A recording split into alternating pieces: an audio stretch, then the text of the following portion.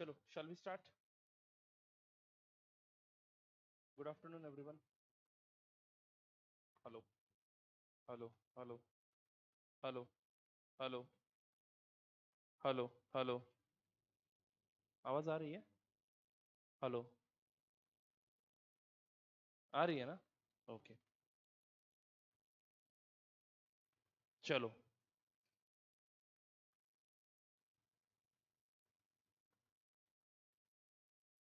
Hello, hello,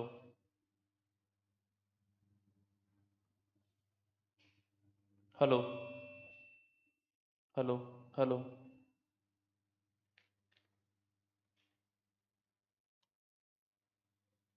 hello, hello, hello. चलो, shall we start? तो कुछ नहीं, आज कुछ एग्जांपल्स एडिशनल सॉल्व करने हैं.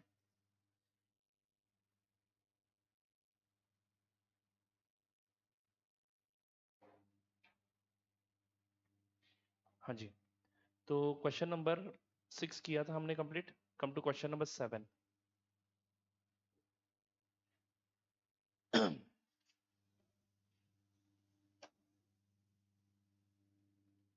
सबसे पहले wish you happy new year. चलो, इस 2021 में आप बहुत सारी मतलब जो कुछ भी आपकी मनोकामना है वो पूरी की पूरी हो जाए. आप सीए फाइनल में पहुंच जाओ. आपके लिए ये साल बहुत अच्छा जाए. पिछले साल में जो कुछ भी प्रॉब्लम्स फेस किए वो यहाँ पे फिर से वापस ना आए. आपकी बैच फेस टू फेस हो जाए पूरी की पूरी. मतलब दुआ कर रहा हूँ बेटा. मैं कुछ बोल नहीं रहा हूँ, होगा ऐसे नहीं बोल रहा हूँ. क्योंकि पिछली 2 बार बोला था मैंने, होगा मतलब होगा. चलो, anyway, shall we start? So K Limited and L Limited amalgamate. K Limited and L Limited. K Limited and L Limited amalgamate to form a new company, LK Limited. तो प्रॉपर amalgamation है. K Limited कौन है? Transferor company. L Limited कौन है? Transferor company. LK Limited कौन है? Very good. The financial position of these two companies on the date of amalgamation was as under. The financial position of these two companies on the date of amalgamation was as under. K Limited, L Limited. Share capital, equity shares of rupees 100 each, 8 lakh, 3 lakhs. 7% preference shares of rupees 100 each, 4 lakh, 3 lakh. 5% debentures, 2 lakh. General reserve, 1 lakh. Profit and loss account balance. So please understand, my friends, equity share capital of K Limited and L Limited. Both the balance sheets are of transferor company. Both the balance sheets are of transferor company. Is it right, my friends? तो पूरे के पूरे दोनों balance sheet transferor company की है. और यहाँ पे नंबर ऑफ शेयर्स कैलकुलेट करके देख लो इमीडिएटली. 8,000 शेयर्स एंड यहाँ पे 3,000 शेयर्स है. Preference shares 4,000, 3,000. ठीक है, नो प्रॉब्लम. 5% डिबेंचर्स एक लाइबिलिटी है. जनरल रिजर्व एल लिमिटेड का है, के लिमिटेड का बिल्कुल जीरो है. प्रॉफिट एंड लॉस अकाउंट दिख रहा है. Trade payables, secured loans and बाकी सारे एसेट्स जिसमें गुडविल ऑलरेडी दिख रहा है and so on. Right. The terms of the amalgamation are as under. A and B and C, ऐसे कुछ 3 पॉइंट्स यहाँ पे दिए हैं. एक एक करके पढ़ लेते हैं. ए में क्या बोला है? The assumption of liabilities of both the companies means they are going to take over all the liabilities of both the companies like secured loans, trade payables and debentures. They are going to take over. Is it right? Issue of 5 preference shares of rupees 20 each in LK Limited. Issue of 5 preference shares of rupees 20 each in new company LK Limited at rupees 18, at rupees 18 paid up, at rupees 18 paid up at a premium of rupees 4 per share, at a premium of rupees 4 per share for each preference share held in both the companies. For each preference share held in both the companies. Do you understand? चलो बताओ. Issue of 5 preference shares for each preference share held in both the companies. ये तो ratio समझ में आया, exchange ratio समझ में आया. यानी एक शेयर को 5 शेयर इशू करेंगे ये लोग. यानी नंबर ऑफ शेयर तो आप आराम से निकाल सकते हो. प्रेफरेंस शेयर की बात करूं तो how many shares of K limited have been already issued? 4000 है, एक को 5 यानी 4000 को, बराबर बोल रहा हूं ना बेटा, 4000 इंटू 5 करना पड़ेगा। तो 20,000 प्रेफरेंस शेयर्स के लिमिटेड के लिए इशू करने हैं, whereas 15,000 preference shares L limited के लिए इशू करने हैं। ये हुआ नंबर ऑफ शेयर्स का मामला। Is it right? Number of shares तो पता चल गया कि 20,000 15,000, बट इशू कैसे करना है? एक शेयर बेटा है कितने का? ₹20 ईच, यानी face value of preference share is 20 each eight the rate of ₹18 paid up. हम कुछ इस प्रकार से इशू करेंगे शेयर को कि वो 18 रुपए का पेड अप बन जाए। सॉरी, ऊपर ऊपर ऊपर 20 रुपए का शेयर है और वो 18 रुपए का पेड अप बन जाए, 18 रुपए का पेड अप बन जाए। इस प्रकार से इशू करना है कि 20 रुपए का शेयर 18 रुपए का पेड अप बन जाए, बट शेयर इशू करते समय एट प्रीमियम ऑफ ₹4 पर शेयर इशू करना है। तो प्लीज मुझे बताइए, ये 20,000 शेयर जो आप इशू करोगे वो कैसे, मतलब how you are going to express it? जैसे कि मैं हमेशा एक्सप्रेस करता हूँ ना, 20,000 shares of rupees so much issued at so much and paid up to this value. Issue price, Raj ji बोल रहे कि इशू प्राइस 22 आएगा, issue price. Okay, issue price 22 आएगा एंड कॉल्ड अप अमाउंट 18 आएगा। अच्छा जी, ओके, 4 रुपए सिक्योरिटीज प्रीमियम। शेयर कितने का है? 20 रुपए का है, तो इशू प्राइस कितना होगा? देखो बेटा, 20 रुपए का शेयर हम 24 में इशू कर रहे हैं, प्रीमियम ऑफ ₹4 बोला है ना, तो 20 रुपए का शेयर हम 4 रुपए प्रीमियम पे इशू करेंगे, तो 24 rupees will be the issue price. But again 2 रुपए हमें पेंडिंग रखना है। कॉल्ड अप 18 कर रहा हूं, मतलब क्या कर रहा हूं, बाद में मैं जब 2 रुपए का कॉल करूंगा तो ये जो नए प्रेफरेंसेस हम इशू कर रहे हैं, जिनको किसी को भी मिलेगा उसको 2 रुपए बाद में भरना पड़ेगा। Are you getting it? यानी भले ही इशू प्राइस 24 रुपीज है एक्चुअल में, इसको कॉल्ड अप करना है 22 के एक्सटेंट तक, जिसमें से 4 रुपए सिक्योरिटीज प्रीमियम होगा और 18 रुपए, बराबर ना, 18 रुपए फेस वैल्यू होगा। तो हम कॉल करेंगे 22 रुपीज का, जिसमें से 18 रुपए कैपिटल करके दिखाए जाएंगे, 4 रुपए सिक्योरिटीज प्रीमियम करके दिखाए जाएंगे, बट शेयर फेस वैल्यू 20 रुपए का ही है। 20 में से 18 आ गए, तो बचे हुए 2 रुपए कब कॉल करेंगे? जब कंपनी की फ्यूचर में मर्जी हो जाए तब। Are you getting it? तो लिखते समय कैसे लिखना है? Issue of 20,000 preference shares of ₹20 each issued at a premium of 4, 18 rupees called up, 18 rupees called up. Are you getting it? तो 18 रुपीज आपके इक्विटी के आएंगे आपको, एंड 4 रुपए प्रीमियम के अभी लेने हैं, मतलब मिला है ऐसा मान लेंगे हम, प्रीमियम भी इसमें मिल गया, तो टोटल 22 रुपीज का क्रेडिट होगा, जिसमें से 4 रुपए सिक्योरिटीज प्रीमियम अकाउंट को क्रेडिट हो गए एंड 18 रुपए इक्विटी शेयर कैपिटल को क्रेडिट होंगे। तो परचेस कंसिडरेशन में मैं किससे मल्टीप्लाई करूं 20,000 को? 20,000 को मैं 24 से मल्टीप्लाई करूं या 22 से मल्टीप्लाई करूं? परचेस कंसिडरेशन का अमाउंट में ये आएगा ना, 24 से मल्टीप्लाई करोगे बेटा तो 2 रुपए उनके बाद में नहीं आएंगे फिर। आर यू गेटिंग इट और नॉट? आपको 18 ही पेड अप देना है उनको, 2 रुपए बाद में वो खुद पे करेंगे। Are you getting it? तो इसलिए हमें 22 ही लेना पड़ेगा। तो 20,000 इंटू 22, तो कितना हुआ देखो परचेस कंसिडरेशन? 4,40,000 के प्रेफरेंस शेयर इशू करे। अब इसका अकाउंटिंग अपने मर्जी के हिसाब से 22 में से 18 रुपए कैपिटल को डाल दो, 4 रुपए सिक्योरिटीज प्रीमियम को डाल दो अपने बुक्स में। बट परचेस कंसिडरेशन हमने कितने का दिया? 4,40,000। इशू प्राइस इनडायरेक्टली 22 ही माना हमने, 2 रुपए वो बाद में देंगे। Is it clear to you? Yes, थोड़ा सा ये हटके हैं, बाकी सब सिंपल है। कितने शेयर्स इशू करने आपने पहले ही निकाल दिया है, बराबर है कि नहीं? यस, आगे बढ़ो बच्चों। यस, तो कैसे लिखना है बाद में दिखाता हूं वर्किंग नोट निकालते समय। चलो आगे बढ़ते हैं। Then issue of 6 equity shares of ₹20 each in LK limited at the rate of ₹18 paid up at a premium of ₹4 per share for each equity share held in both the companies। ये भी कर लोगे आप। यहाँ पे 6 share issue करना है, बिल्कुल सेम टू सेम एडजस्टमेंट है। ये दोनों को जो कुछ भी दे रहे हो, this is a part of your purchase consideration. Purchase consideration का मेथड अभी तक तो मुझे कौन सा लग रहा है, नेट पेमेंट मेथड लग रहा है, लेकिन आगे बढ़ते हैं।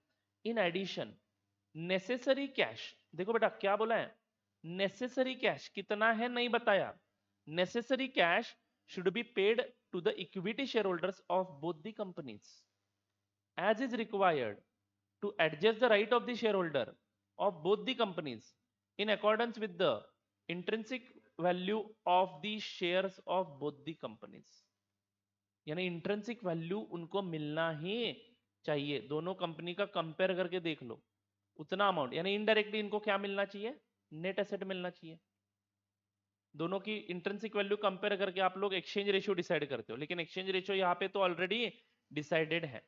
तो जो कुछ भी उस शेयर की इंट्रिंसिक वैल्यू है multiplied by number of shares, that will be the total amount payable to that company share holders. Are you getting it? ये किसको देना है, इक्विटी शेयर होल्डर्स को देना है, remaining amount in cash. I will explain this note at the time of preparing working note. बराबर है बच्चों? आगे बढ़ता हूं। issue of such amount of fully paid 6% debentures in LK Limited। issue of such amount of fully paid मतलब उसके बाद वो पैसा नहीं देगा, यानी 100 रुपीज का अगर डिबेंचर है तो 100 रुपीज में ही क्रेडिट करना पड़ेगा हमें। Is it right? तो issue of such amount of fully paid 6% debentures in LK Limited as is sufficient to discharge 5% debentures in LK Limited, sorry K Limited at a discount of 5%, at a discount of 5% after take over. After take over करना ही adjustment, पहले take over करेंगे as it is books में, और उसके बाद उस debenture holder को सेटल करेंगे, 6% के डिबेंचर्स हमारे नए कंपनी के देंगे to discharge the 5% debentures in K limited, लेकिन डिस्चार्ज करते समय 5% डिस्काउंट पे डिस्चार्ज करना है, यानी कुछ कम अमाउंट के डिबेंचर इशू करना है हमें। Do you get it? इसका अकाउंटिंग कैसे करना है बाद में देखेंगे। Point number B. अब बोलो बेटा, ये 2 नंबर एंड 3 नंबर का पॉइंट पढ़ के क्या समझे, परचेस कंसिडरेशन का मेथड कौन सा है, इंट्रिंसिक प्राइस मेथड। ठीक है, लेकिन यहाँ पे सिर्फ बैलेंस हम इंट्रिंसिक वैल्यू के हिसाब से पे कर रहे हैं, यानी उन पे जो उनको जो अमाउंट मिलनी चाहिए उसके कंपैरिजन में हम लोग कंपेयर करेंगे कि कितना हमने दिया है, जो कम दे रहे हैं उसको हम लोग क्या बोलेंगे, कैश में पे करेंगे हम लोग। Is it right? तो indirectly you are using the net asset method only. Is it clear और not? Yes. The assets and liabilities are to be taken at book values, inventory and trade receivable, for which provision at the rate of 2% and 2.5% respectively to be raised। ध्यान से पढ़ना बेटा, assets and liabilities are to be taken at book values, inventory and trade receivable, for which provision at the rate of 2% and 2.5% respectively to be raised। तो provision बढ़ानी है, मतलब बेटा ये एसेट की वैल्यू आपने कम की कि नहीं की, तो इनडायरेक्टली आपका यहाँ पे मेथड डिसाइड हो गया। कौन सा है? यहाँ पे ही हुआ था, यहाँ पे कैश दे रहे हो, यहाँ पे ही परचेस मेथड डिसाइड हुआ था। Are you getting it? तो दो कंडीशन यहाँ पे सेटिस्फाई नहीं हो रही है, यहाँ पे ही मेरे को पता चला कि मुझे परचेस मेथड यूज करना है। कितना सिंपल है। इज इट राइट और नॉट? यस। आगे बढ़ता हूँ। The trade receivables of K limited include ₹20,000 due from L limited. Rupees करो वहां पे, ठीक है, इंटर कंपनी ड्यूज सेटलमेंट करना पड़ेगा। बट यहाँ पे आप समझ लो बेटा, के लिमिटेड एक ट्रांसफरर कंपनी है, एल लिमिटेड भी एक ट्रांसफरर कंपनी है, दोनों के एसेट्स लाइबिलिटीज हम टेक ओवर कर रहे हैं ना, तो एक का डेटर है एक का क्रेडिटर है, तो दोनों भी हमारे बुक्स में आएंगे, तो दोनों को भी एक दूसरे के सामने निकाल देंगे। Is it right? The LK limited is to issue 15,000 new equity shares of ₹20 each, ₹18 paid up at a premium of ₹4 per share so as to have a sufficient working capital। तो ये एडिशनल शेयर्स पब्लिक को issue किए जा रहे हैं, इसकी entry आपको already आती है। Apart from about transaction this is new. तो ये कुछ 15,000 शेयर्स हम पब्लिक को इशू कर देंगे, 20 रुपए का फेस वैल्यू है, 4 रुपए प्रीमियम लगा के इशू करेंगे 24, बट कॉल कितना करेंगे, 22 का ही कॉल करेंगे, 2 रुपए अभी भी कॉल नहीं किए हैं। Called up to the extent of 22, a share of ₹20 issued at 24 called up to the extent of 18। यही एक्सप्लेनेशन हमें हर जगह पे लिखना है। शेयर हमारा 24 में इशू किया हमने, इशू प्राइस कितना है 24, called up amount 22। Are you getting it? 2 रुपए कब कॉल करेंगे? फ्यूचर में। तो तीनों के तीनों इसी कैटेगरी में जाएंगे। Prepare a ledger account in the books of K limited and L limited to close their books, but I will suggest you, ये तो करेंगे ही, इसके बाद हम लोग क्या करेंगे इमीडिएटली, और नया बैलेंस शीट भी बनाएंगे। एक काम करते हैं, पीसी हम लोग निकालते हैं, के लिमिटेड का अकाउंटिंग यहाँ पे करते हैं, चलेगा? एल लिमिटेड का मैं आपको होमवर्क देता हूँ, और उसकी जगह पे हम लोग क्या करते हैं, एल के लिमिटेड का बैलेंस शीट बनाते हैं। एल के लिमिटेड का बैलेंस शीट पूरा का पूरा खुला है, जीरो है अभी। ये कुछ नए शेयर्स इशू करेंगे और ये दोनों कंपनियों के एसेट्स एंड लायबिलिटीज को इनकॉर्पोरेट कर देंगे। Are you getting it? हाँ, क्योंकि के लिमिटेड का अकाउंटिंग आप लोग कर लोगे, मेरे को भरोसा है, चलेगा ना? हाँ देखो ना, क्योंकि ट्रांसफरर कंपनी के बुक्स में अकाउंटिंग करने जाता हूं तो ये ट्रांजैक्शन रिकॉर्ड करने की जरूरत नहीं है, ये ट्रांजैक्शन रिकॉर्ड करने की जरूरत नहीं है। वैसे भी चलेगा, वैसे भी चलेगा, कोई दिक्कत नहीं है। बट ड्यूअल कॉलम में प्रॉब्लम क्या हो सकती है, रियलाइजेशन अकाउंट तुम 2 कॉलम में बनाओगे, बेटा बुक्स ऑफ अकाउंट्स क्लोज करने हैं, तुम तो तुम्हारा शॉर्टकट तरीका कर रहे हो, कंपनी के एंगल से ड्यूअल कॉलम कैसे बनेंगे? Are you getting it? तुम्हारा सॉल्यूशन गलत नहीं है, बट तुम 2 कंपनियों के बुक्स ऑफ अकाउंट्स एक जगह पे प्रेजेंट कर रहे हो, प्रेजेंटेशन पर्पज के लिए it is saving your time, but we have to actually close the books of accounts of K and L, तो you cannot show the presentation, module में ऐसा नहीं दिखाया, so better you go with the ICI module, and I think they are going to ask you accounts in the books of transferee company, that is for sure। ये सिर्फ practice के लिए करवा रहे हैं। मैं क्या बोलता हूँ, के लिमिटेड का कर लेते हैं, वो भी करने की जरूरत नहीं है मेरे हिसाब से, बट चलो कर लेते हैं। ओके, पहले पीसी तो निकालते हैं, चलो शैल वी प्रोसीड?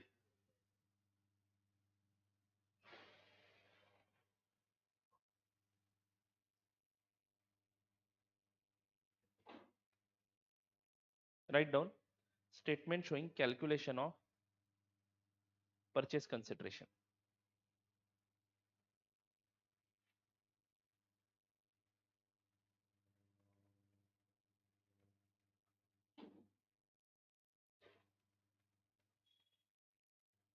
उसमें पॉइंट नंबर 1 लिखो, calculation of net assets, sorry calculation of intrinsic value. मुझे क्या करना है मैं भूल गया।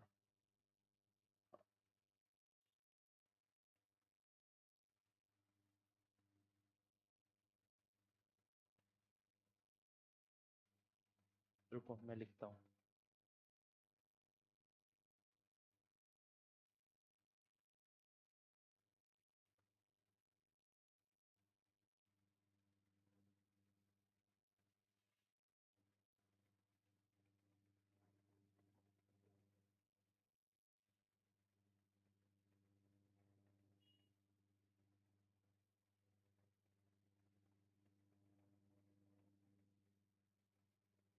ठीक है, इसमें step number 1 calculation of intrinsic value,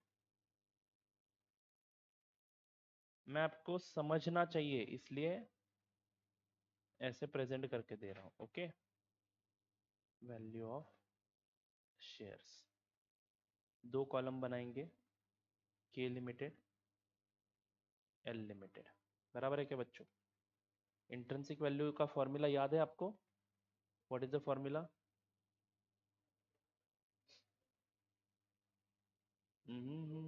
वो एक्सचेंज का नहीं पूछ रहा हूँ, how to calculate intrinsic value of K limited share, net asset less preference share capital divided by number of equity shares। I'm not asking you purchase consideration according to the exchange ratio, how many number of shares to be issued, ये नहीं पूछ रहा हूँ मैं आपको, कितने share issue करने हैं वो नहीं पूछ रहा हूँ मैं आपको, पूछ रहा हूँ कि इंट्रिंसिक वैल्यू कैसे निकाली जाती है। और नेट एसेट का फॉर्मूला क्या है? Agreed values of asset taken over, तो लिखेंगे पहले agreed values of assets taken over, इसको अंडरलाइन करो चकाचक। उसमें पहला आइटम लिखेंगे बेटा, ये सारा एसेट हमने हमारे सामने रखेंगे, सिर्फ चेंज क्या करना है हमें, यहाँ पे बोला है ना बी पॉइंट में, inventory and trade receivable change करना है, इन्वेंट्री एंड ट्रेड रिसीवेबल, तो उसको थोड़ा सा मार्क कर लेता हूँ मैं। ये रहा ट्रेड रिसीवेबल और ये रहा इन्वेंट्री, इन दोनों नंबर्स को चेंज करना है, बाकी सब सेम टू सेम रहेंगे। शुरू करूँ क्या? तो पहला एसेट है goodwill, K limited 80,000, L limited dash. दूसरा एसेट है यहाँ पे land and building,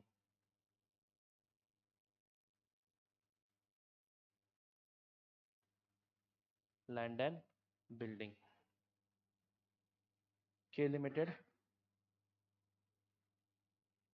4,50,000, L limited 3 lakhs. Then next asset is plant and machinery.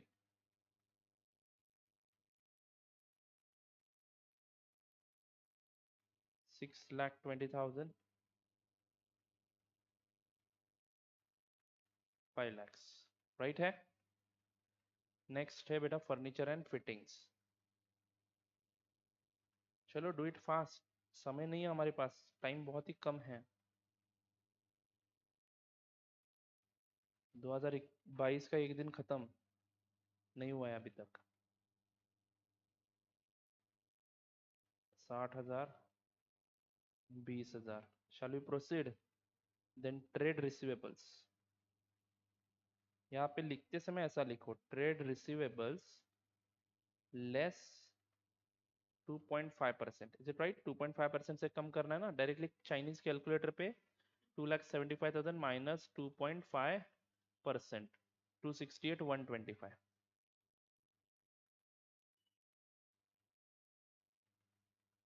and 140 minus 2.5%, 136,500। अच्छा अच्छा 175 है क्या? ओके ओके सॉरी, मैंने गलत नंबर ले लिया। तो कितना आता है अभी है? 170,625। सही है बच्चों, आगे बढ़ो। नौजवानों बोलो, स्टोर्स एंड इन्वेंट्री, सिर्फ इन्वेंट्री लिखता हूँ चलेगा क्या? इन्वेंट्री लेस कितना करना है? 2%, very good. 225 minus 2%, 220,500।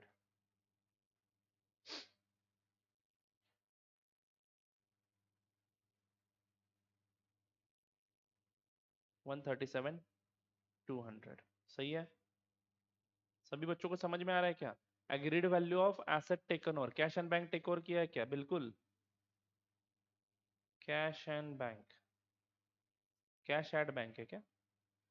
Cash at bank बोलो। 1,20,000 and 55,000। Then cash in hand, how much it is my friends? 41,375, 17,175।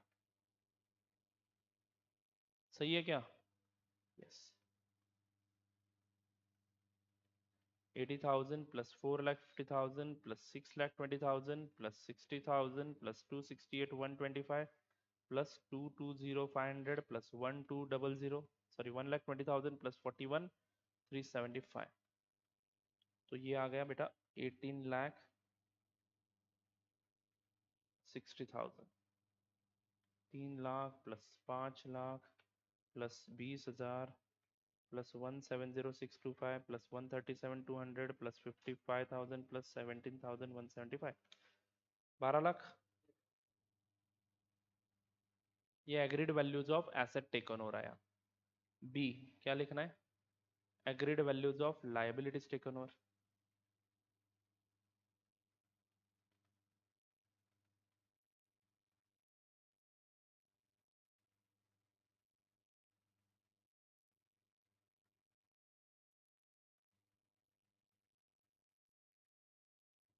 जिसमें पहला लायबिलिटी जो है वो है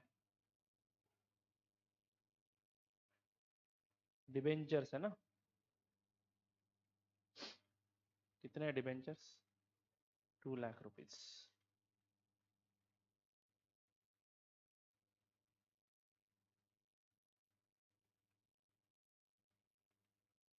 पहले कॉलम में 2 लाख, दूसरे कॉलम में डैश।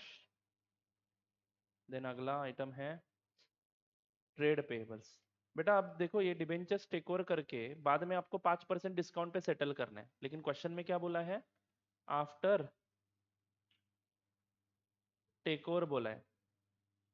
समझ में आ रहा है क्या? इसलिए वो 5% मैंने माइनस नहीं किया है। समझो टेकिंग ओवर ही 5% कम करके किया होता तो यहाँ पे 5% रिड्यूस करके लेने पड़ते। बराबर है कि नहीं? मतलब ये बेनिफिट वो नए कंपनी को दे रहा है डिबेंचर होल्डर, पुराने वाले कंपनी को नहीं दे रहा है। तो फिलहाल उसको 2 लाख रुपए के डिबेंचर इशू करने हैं, ऐसा हम दिखाएंगे। हमारा परचेस कंसिडरेशन उसके कारण घट जाएगा। इज इट राइट और नॉट? यस। आगे बढ़ता हूँ क्या? चलो आगे बढ़ता हूँ मैं। उसके बाद अगली लाइबिलिटी कौन सी है? Trade payables.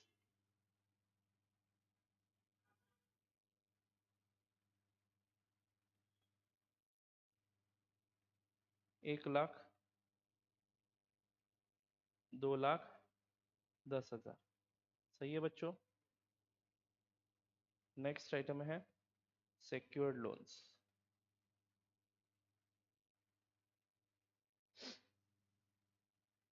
यहाँ पे कुछ नहीं, यहाँ पे आ जाएगा 2 लाख है क्या?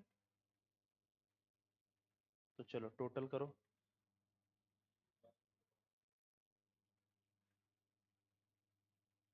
Next line, net assets, point number C. Net assets A minus B कितना आता है बच्चों? 15,60,000 एंड 7,90,000। सही है? Yes. Now these are the net assets available to the share holders less, point number D, preference share capital.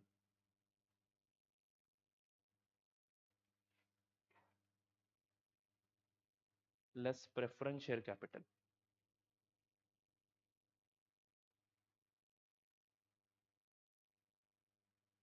हाँ जी बच्चों बोलो, preference share capital 4 lakh, 3 lakhs। Point number E, preference share capital minus करने के बाद मिलेगा net assets available to equity share holders.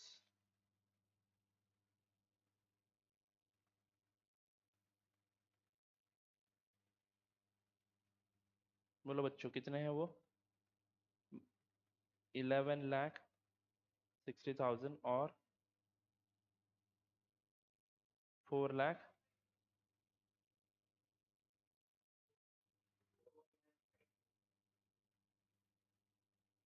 सही है। नेक्स्ट लाइन पे point number F, number of equity shares. मैं थोड़ा सा प्रेजेंटेशन इंस्टीट्यूट के हिसाब से बदल रहा हूँ सो दैट यू कैन अंडरस्टैंड। ठीक है। नंबर ऑफ इक्विटी शेयर्स, बोलो जी। 8,000 एंड 3,000। क्वेश्चन में देख के बता रहे हो ना? यस, पहले ही बताया था मैंने, 8,000 3,000। पॉइंट नंबर जी, इंट्रिंसिक वैल्यू पर शेयर।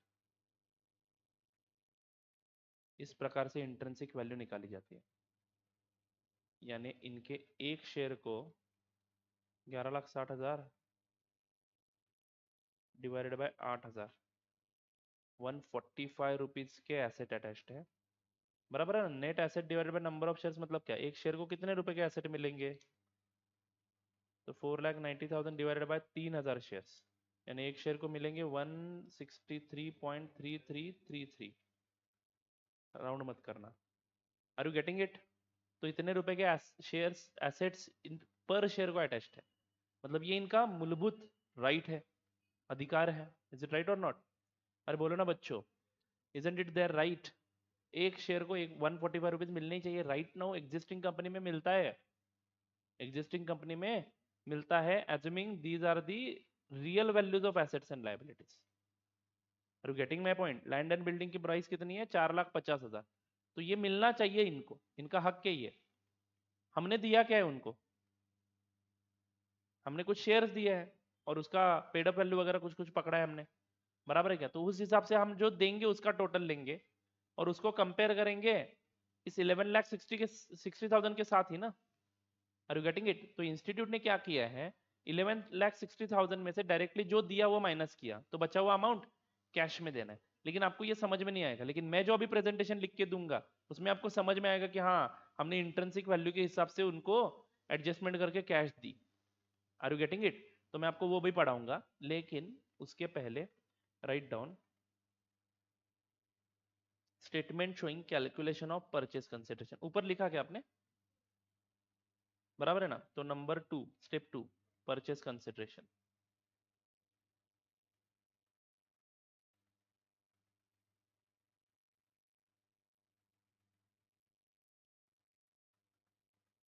रुपीज, सॉरी, दो कंपनियों के नाम, K limited, L limited. Shall we start?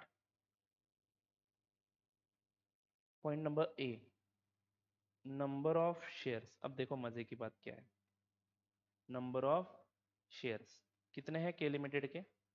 8,000।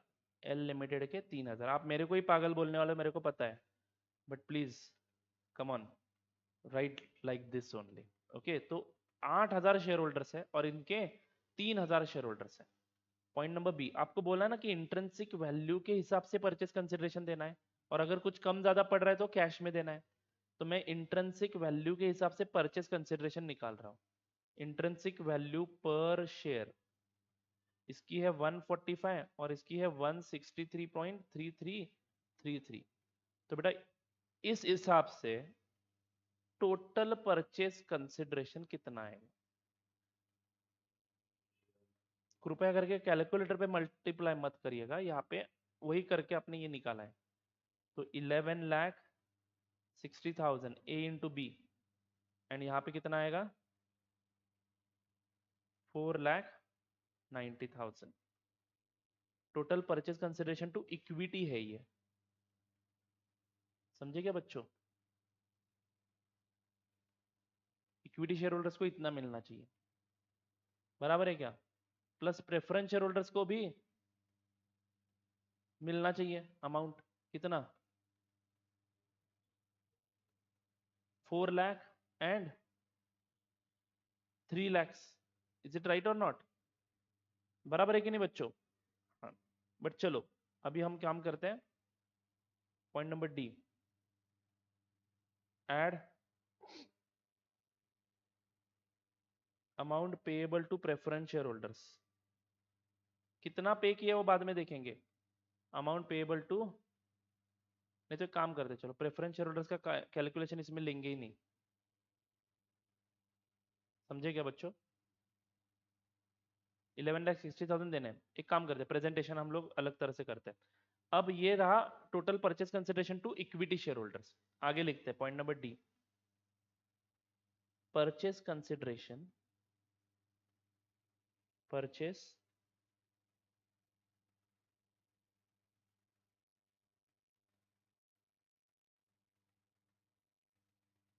But before that we need to add it, sorry एक minute, amount payable to preference share holders. Preference share holders वालों को कम से कम उतना तो देना ही पड़ेगा ना, प्रेफरेंस कैपिटल उनका। तो amount payable to preference share holders. बेटा ऐसा कैलकुलेशन करने का रीजन मैं बताऊंगा आपको जरूर, टेंशन मत लो। तो यहाँ पे क्या करूंगा मैं, 4 लाख तो देने ही है और इनके 3 लाख कैपिटल के देने हैं। इनको कोई एक्स्ट्रा अमाउंट हम देते नहीं है, बराबर है कि नहीं? अरे बोलो ना बच्चों। तो point number E, total purchase consideration,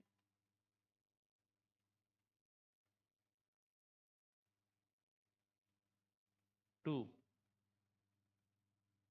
equity and preference share holders. बराबर है क्या बच्चों? तो 11,60,000 प्लस 4 लाख, 15 लाख, ये भी अवेलेबल है ऊपर टोटल, और ये 7,90,000। तो ये हमारा फाइनल पीसी है। देखो, isn't it your net asset? तो मैं क्या बता रहा हूँ, इंट्रिंसिक वैल्यू के हिसाब से जो पीसी निकालते हो आप लोग, वो nothing but the net asset ही होता है। Number of shares existing on the date of balance sheet into intrinsic value करोगे तो आपको बिल्कुल नेट एसेट ही मिल जाएंगे। इज इट राइट और नॉट? यस। अब ये 15,60,000 और 7,90,000 परचेस कंसिडरेशन का अमाउंट लेके हम अकाउंटिंग करने वाले हैं through out the remaining problem. But ये दिया कैसे है, इसमें से कुछ शेयर्स में दिया है और कुछ कैश में दिया है। वो कैश में कितना दिया है वो अमाउंट निकालना है। तो इसमें से हम लोग सिंपली क्या माइनस करेंगे, जो शेयर्स में दिया है वो, यानी पीसी फाइनल हो गया हमारा 15,60,000 और 7,90,000। Point number E, sorry F, less paid by issue of shares, paid by issue of shares. हाँ, तो क्या क्या इशू किया बेटा? एक काम करते हैं, इसमें भी डिटेल वर्किंग करते हैं। Issue of preference shares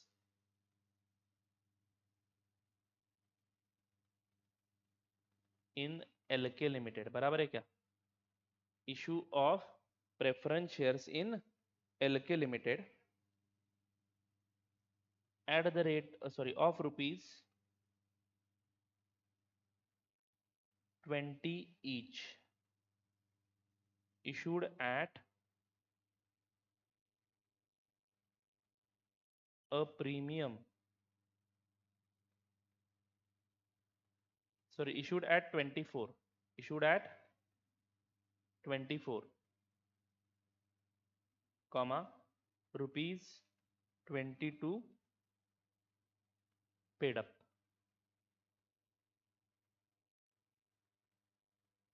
are you getting it? ₹22 paid up, but 22 में 4 रुपए क्या है, सिक्योरिटीज प्रीमियम है, मतलब 18 पेड अप हो जाएगा finally. Are you getting it? हाँ।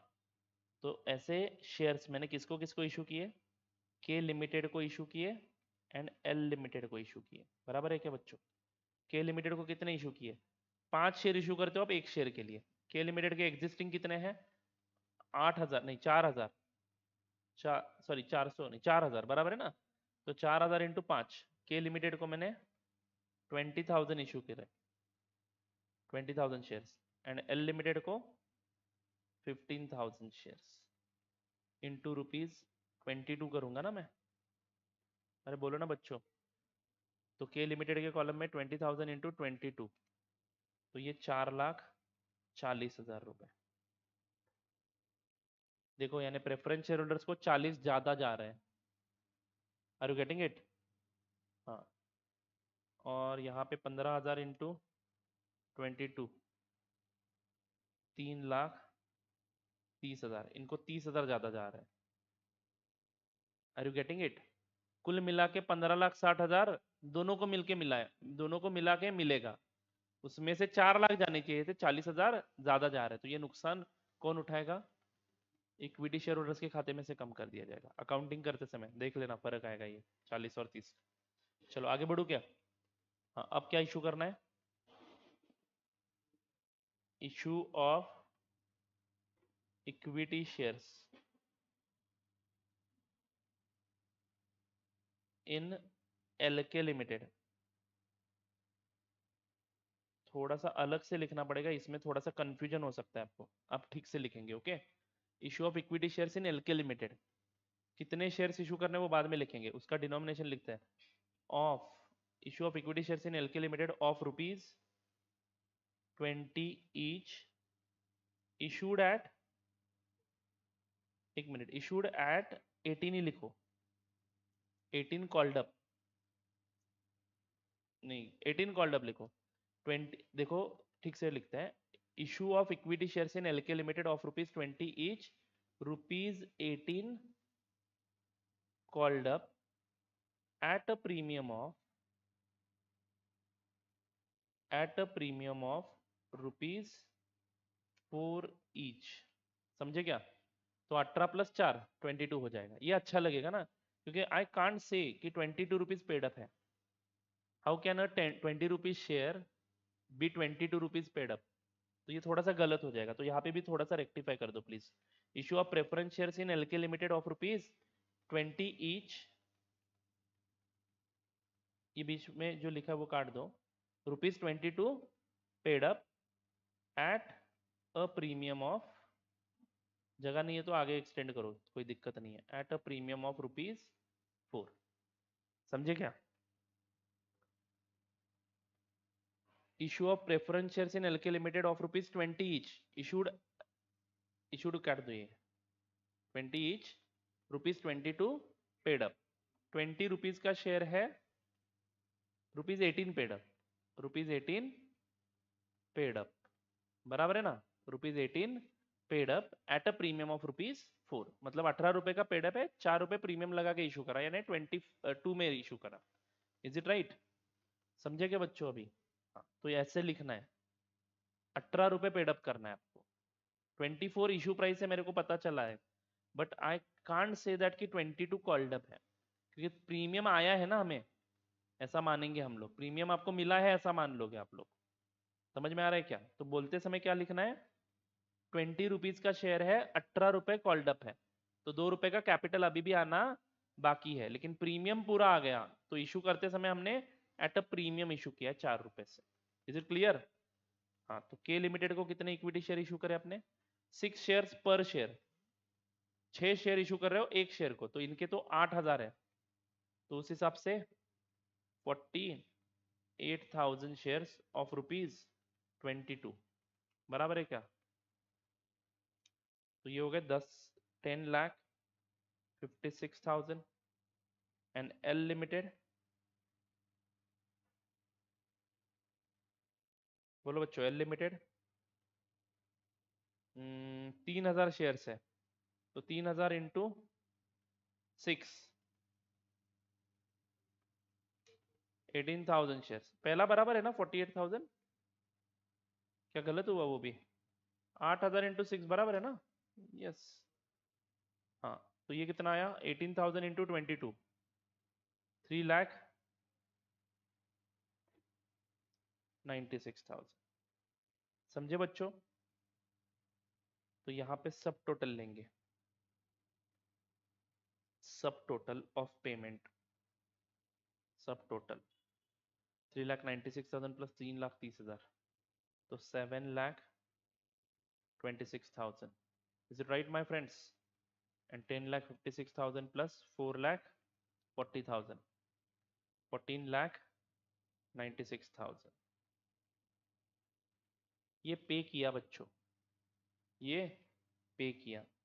तो अब बचा हुआ amount, point number C, sorry EFG,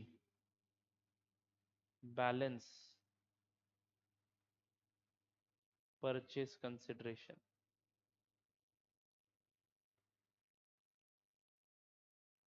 in cash.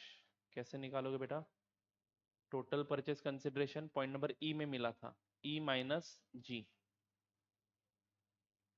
हाँ हाँ ई माइनस है, कितना आ रहा है जरा बोलो?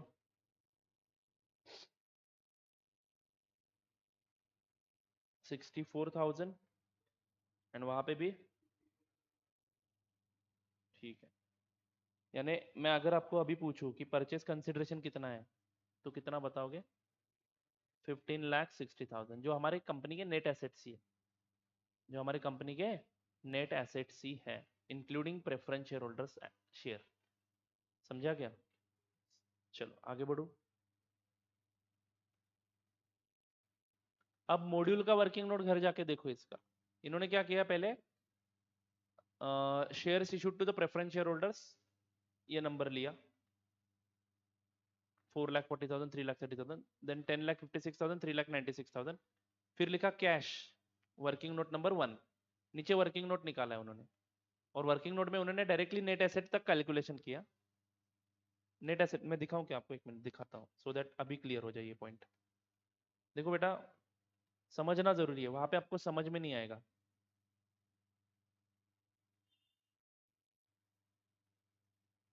मॉड्यूल कौन सा है? 2 ना, इसमें अमालगमेशन।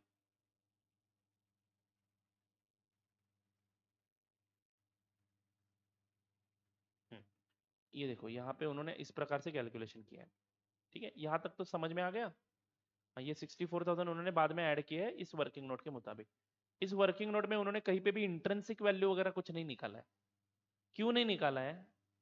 क्योंकि नेट एसेट ही हमारा पीसी आएगा इंट्रिंसिक वैल्यू के बेसिस पे, उनको पता है, आपको थोड़ी पता है। आप बाद में सोचने लगोगे इंट्रिंसिक वैल्यू कहाँ पे गया, यहाँ पे आया ही नहीं है, मतलब इस एडजस्टमेंट का इफेक्ट कैसे दिया। तो मैंने उसके कारण आपको पहले इंट्रिंसिक वैल्यू क्या होता है वो निकालना सिखाया। फिर मैंने बोला कि नंबर ऑफ शेयर्स ले लो और उसको इंट्रिंसिक वैल्यू से मल्टीप्लाई करो, मतलब उनका जो हक है वो तो आपको पता चल जाएगा। यानी इक्विटी वालों को ये हक के हिसाब से मिलना चाहिए, प्रेफरेंस शेयर होल्डर्स को ये मिलना चाहिए। तो कुल मिला के 15,60,000 उनको मिलने चाहिए, जो कि उनका नेट एसेट ही है। इतना ही स्टेक है ना शेयर होल्डर्स का पूरे कंपनी में, बराबर है क्या? सर क्या बात कर रहे हो, इतना स्टेक थोड़ी है। यहाँ पे अगर मैं क्वेश्चन में टोटल ले लूँ इनकी, तो सिर्फ 12 लाख रुपए दिखता है स्टेक। आप 15,60 कैसे बोल रहे हो? अरे बेटा ये भी तो उनका ही है ना। हाँ, तो चलो ये भी ऐड कर दो। तो 12 प्लस 371, 375, 15 लाख, 15,71,375 ही आता है। आपका तो कितना आ रहा है? 15,60,000 आ रहा है। हाँ, तो जो दो प्रोविजन आपने बढ़ाए उसका इम्पैक्ट किसके ऊपर होगा? इसके ऊपर होगा कि नहीं? हाँ, तो वो दो आइटम्स यहाँ से माइनस करोगे तो 15,60 ही आएगा। यानी इनडायरेक्टली क्या, हम एसेट माइनस लाइबिलिटीज कर रहे हैं और एसेट की चेंज वैल्यूज ले रहे हैं। तो ऑटोमेटिकली बचा हुआ portion is equal to net asset आता है। मैं यही तो आपको पहले दिन से बता रहा हूँ। Are you getting it? ये समझना बहुत जरूरी है बच्चों। नहीं तो बाद में क्या होता है, जब आप खुद पढ़ाई करते हो तब आपको इंट्रिंसिक वैल्यू यहाँ पे यूज कहाँ पे किया है यही समझ में नहीं आता है। बताओ मेरे को, यहाँ पे इंट्रिंसिक वैल्यू का आय तो लिखा है क्या इन्होंने? तो आप लोग रट्टा मारते हो, फिर नेट एसेट माइनस ये करेंगे और ऐसा सॉल्व करेंगे। अच्छी बात है, पास होना जरूरी है, बट समझना भी उतना ही जरूरी है। तो समझ लो, आप ऐसा कैलकुलेशन नहीं करते हो और ऐसा करते हो तो इसमें थोड़े से आपके स्टेप बढ़ जाएंगे, लेकिन आपको अच्छे से समझ में आएगा कि हाँ ये इंट्रिंसिक वैल्यू के हिसाब से कंसिडर किया हुआ कैलकुलेशन। मतलब मैं उसी फिगर पे फिर से वापस जा रहा हूँ, इसलिए इंस्टीट्यूट ने क्या बोला ये समझ में आता है बच्चों को, बच्चे अपने बहुत होशियार है। हंसते क्यों हो? सच है। तो उसके कारण मतलब वो अपना अपना संभाल लेते हैं, समझ लेंगे। नहीं तो है ना ऐसे मेंबर बताने के लिए, बराबर है ना? समझ में आ रहा है बच्चों? अरे बोलो ना। तो ये हो गया परचेस कंसिडरेशन का कैलकुलेशन। अब अकाउंटिंग की तरफ जाते हैं। In the books of transferor company पहले अकाउंटिंग करना है। In the books of K limited, shall we start? Right down in the books of K limited. अब सभी के सभी लेजर्स बनाओ या सिर्फ इंपॉर्टेंट लेजर्स पूछा है? क्या बोला है? Prepare ledger accounts in the books of K limited to close their books. अब पिछले क्वेश्चन में क्या पूछा था? नहीं, नेसेसरी नहीं बोला था। Make the closing ledger in the books of better limited. तो वहां पे उन्होंने सब लेजर्स बनाए थे so that you can understand it, ये सारे लेजर्स कैसे बिहेव कर रहे हैं। मेरे हिसाब से सारे लेजर्स बनाने की जरूरत नहीं है। एक एंट्री के लिए क्यों बनाऊं मैं लेजर? मैं डायरेक्टली रियलाइजेशन अकाउंट, उसके बाद share, sorry transferee company's account, share holders account, then equity shares, preference shares, whatever जो मिलेगा, कैश भी मिलेगा इस बार, बराबर है क्या? तो वो अकाउंट बनाऊंगा जो मेरे काम के हैं। Are you getting it? तो चलो शुरू करूँ क्या? तो right down in the books of K limited. इसके लिए कोई एंट्री मतलब amalgamation in the nature of merger है, परचेस है, कुछ देखने की जरूरत नहीं है। In the books of K limited bracket में लिखो ट्रांसफरर कंपनी।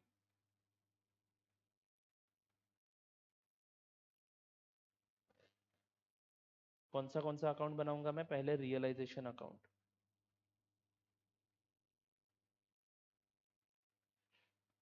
वैसे लगता है छोटा सा क्वेश्चन है बट समझ जाते हैं बच्चों। लगभग 50 मिनट्स लगे हमें पीसी निकालने के लिए।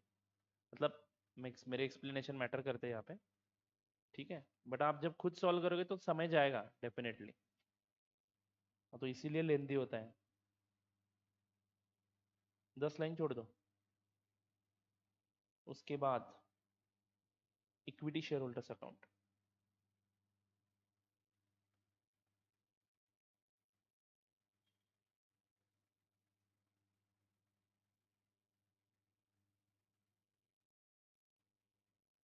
उसके बाद 7% प्रेफरेंस शेयर होल्डर्स अकाउंट, ये भी है ना इसमें, बराबर है क्या? Of course rupees rupees. Then यहाँ पे 4 लाइन लगेंगे, एल के लिमिटेड अकाउंट, ब्रैकेट में लिखता हूँ ट्रांसफरी कंपनी। एक मैं बनाऊंगा, एक आप घर में एज ए होमवर्क बनाओगे, बराबर है ना?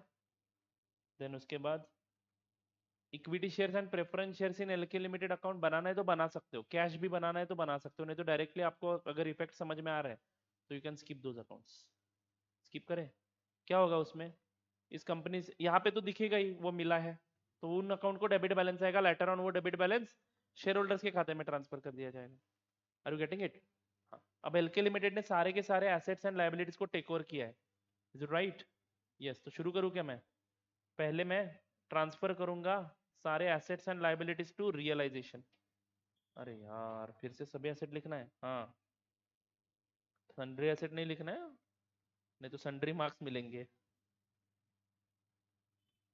तो realisation account debit to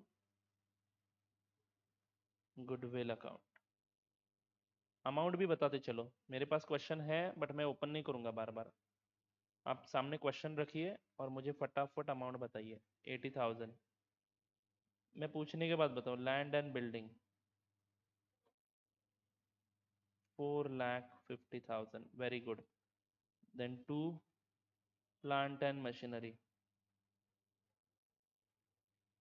6,20,000, to furniture and fitting 60,000, very good. To trade receivable, बोलो बेटा।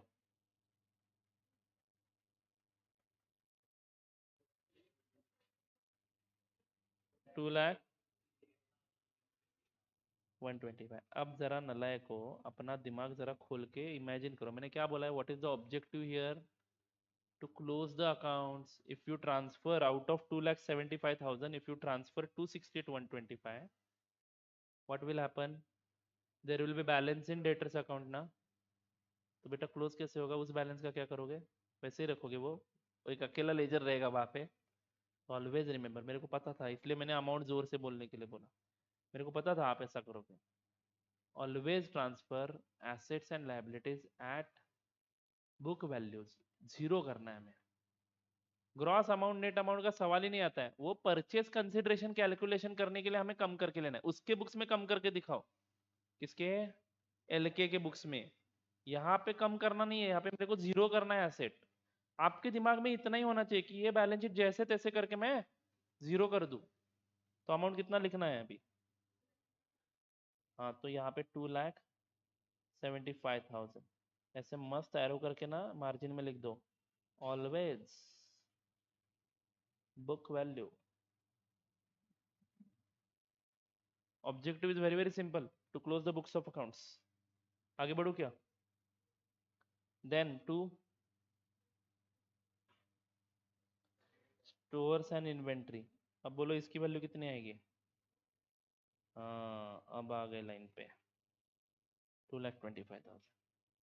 टू कैश एट बैंक, मेरे को भी होता है, मैं भी जब फर्स्ट टाइम सॉल्व करता हूँ तो मेरे को भी लगता है कि इसको कम करूँ कि ना करूँ। तो ऑब्जेक्टिव आपका क्लियर होना चाहिए, बुक्स ऑफ अकाउंट्स क्लोज करना है, तो आंसर मिल जाएगा आपको, कंफ्यूजन ही नहीं है।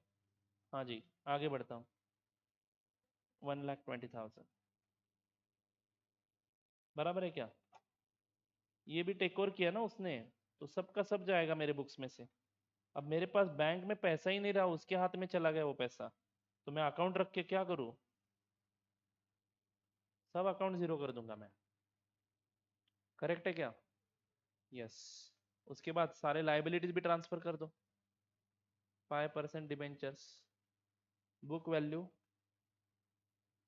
2 लाख रुपए। ये भी कम करूँ क्या 5% से? बाय ट्रेड पेबल्स 1 लाख रुपए, बाय, हो गया ना? दो ही है, सिक्योरिटी क्रेडिटर्स उनके बुक्स में। ठीक है, चलो। अब ये एसेट्स एंड लाइबिलिटीज तो ट्रांसफर हो गए, अब बचा क्या बैलेंस शीट में? शेयर होल्डर का balance and preference share holder का बैलेंस। चलो वो ट्रांसफर कर दो इक्विटी शेयर होल्डर्स के क्रेडिट में by equity share capital.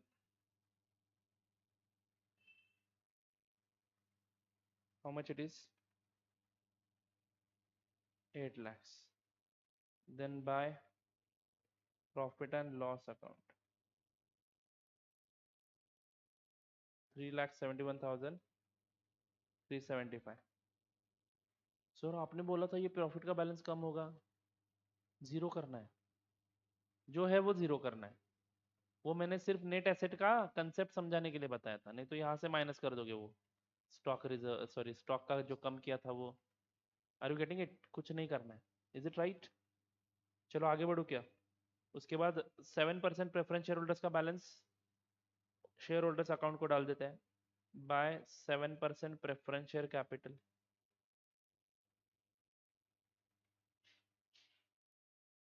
4 lakh. आगे बढ़ू, नेक्स्ट आइटम क्या है? Purchase consideration due after your balance sheet become zero.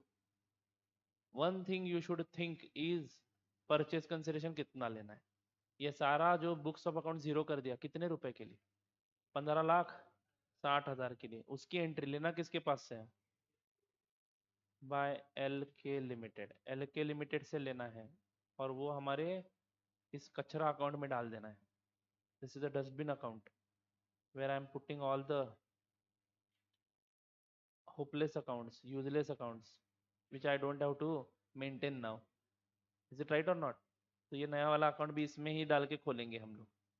15,60,000 यानी इन एसेट्स के अमाउंट बुक वैल्यूज के सामने ये पैसा मिला मेरे को, तो मुझे इधर फायदा हुआ होगा, नहीं तो नुकसान हुआ होगा बुक वैल्यू के हिसाब से। इंट्रिंसिक वैल्यू के हिसाब से आपको बराबर मिल रहा है, आपकी जितनी औकात है उतना पैसा आपको दिया जा रहा है। समझ में आ रहा है क्या? बट बुक वैल्यू के हिसाब से देयर कैन बी प्रॉफिट और लॉस, और वो बिल्कुल कौन सा आएगा पता है क्या? वो जो रिडक्शन की थी ना आपने, वही आएगा यहाँ पे नुकसान। आपका डेटर कम करके लिया ना उन्होंने, और आपकी इन्वेंट्री भी कम करके ली, तो वो जो आपने गिरावट वहां पे की थी वही यहाँ पे फायदा, नहीं तो नुकसान दिखेगा। समझ में आ रहा है क्या? बट हर वक्त जरूरी नहीं है कि ऐसा है, क्योंकि अमालगमेशन एक्सपेंसेस अगर आपको भरने हैं तो वो लॉस भी यहाँ पे एक्स्ट्रा दिख जाएगा। यानी वो छोड़ के अगर कुछ एक्स्ट्रा लॉसेस हो रहे हैं आपको तो वो भी यहाँ पे दिख जाएंगे। Are you getting it? समझ में आ रहा है? हाँ, तो 15,60,000 इनडायरेक्टली यहाँ पे मुझे लेने हैं। इसका सेकेंड इफेक्ट एलके लिमिटेड के बुक्स में, सॉरी एलके लिमिटेड के लेजर में, to realisation purchase consideration due 15,60,000। अगर मैं स्टूडेंट होता तो हमेशा इस एंट्री को करते समय मैं यहाँ पे ऐसे लिखता पीसी ड्यू, क्योंकि स्टेप मुझे फॉलो करना है। पहला स्टेप ट्रांसफर एसेट्स, दूसरा step transfer liabilities, transfer share capital balances, transfer reserves and surplus, then purchase consideration due, purchase consideration received. Purchase consideration received by equity shares in LK limited, equity shares in LK by preference shares in LK. बराबर है क्या बच्चों? And by cash in LK, मत लिखो by cash, right? हाँ, तो ये numbers आपके सामने है। कहाँ पे है सामने? मतलब यहाँ पे ऊपर होंगे। कैश पहले देखता हूँ 64, प्रेफरेंस शेयर 440,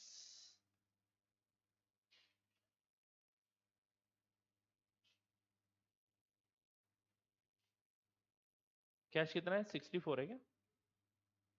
हो गया क्या टैली?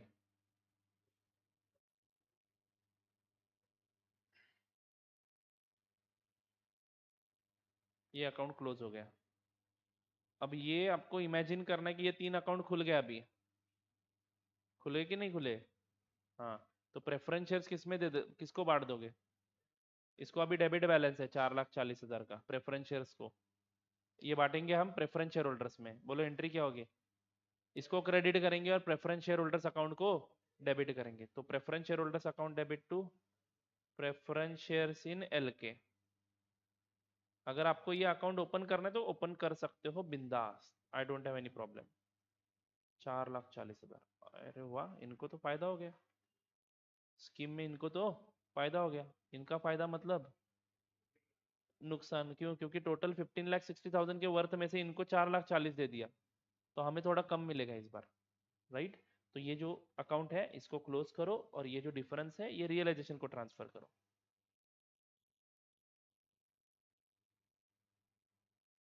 40,000 रुपए का नुकसान बाय रियलाइजेशन, यानी हमने जो डेटर्स क्रेडिटर्स कम करे थे वो छोड़ के ये 40,000 का फर्दर लॉस हुआ, देखो, है कि नहीं?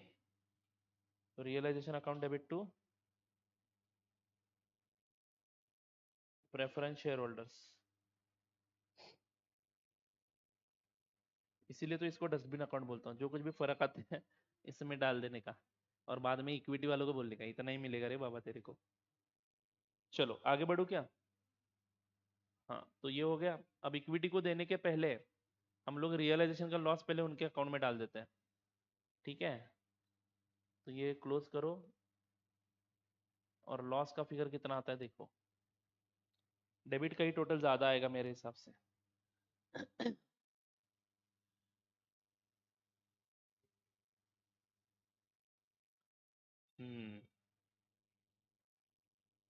19,11,375, 19 लाख बराबर है ना?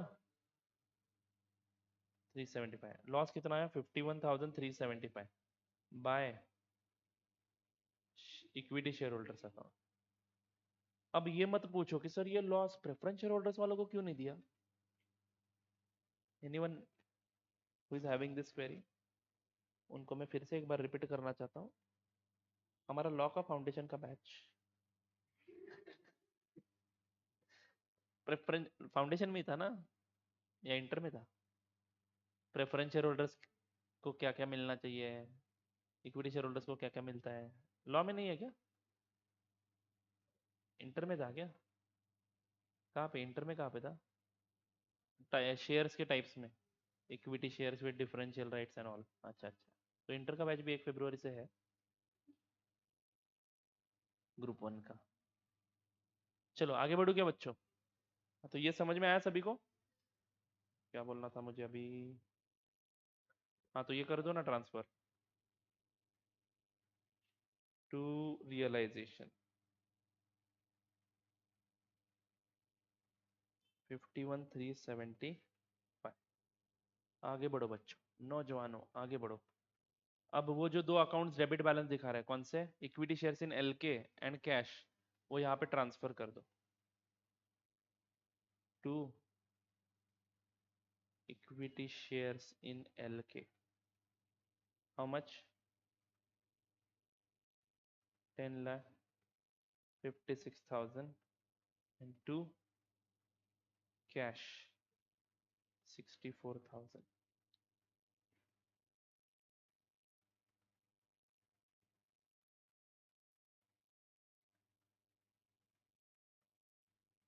11,71,375, 11,71,375।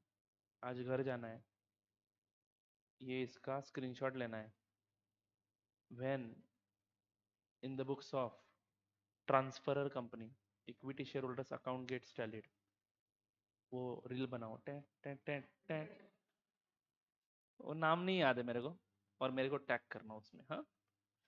When accounts get tallied, my feeling, वो गाना लगाओ पीछे, वो बेबी है ना स्विमिंग पूल में बैठा हुआ, हाँ, वो वाला रील बनाओ, और मेरे को उसमें टैग करना, ओके?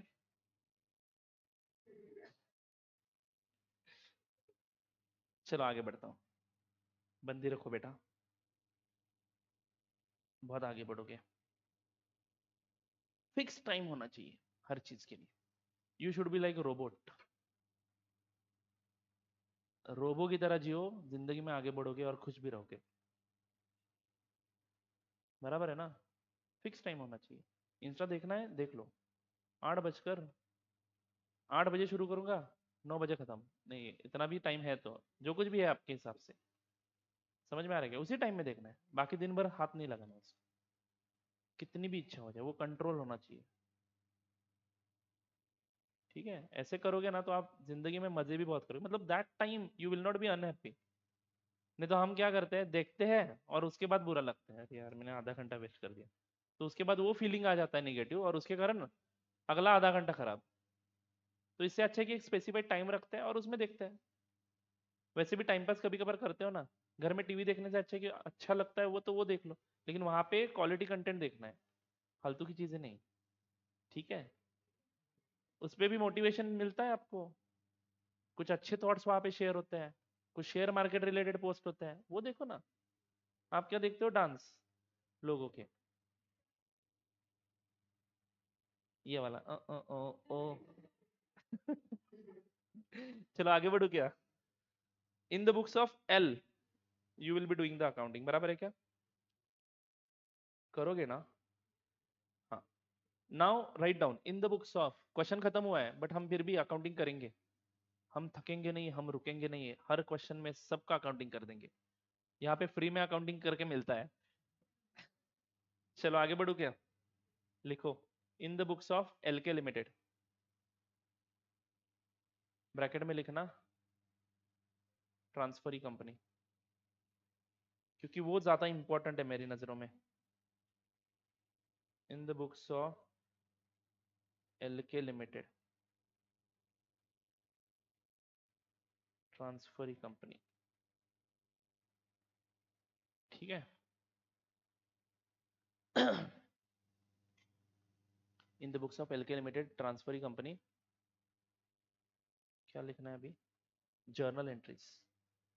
जर्नल एंट्रीज मैं बना के दूंगा, बैलेंस शीट आप बनाओगे घर में,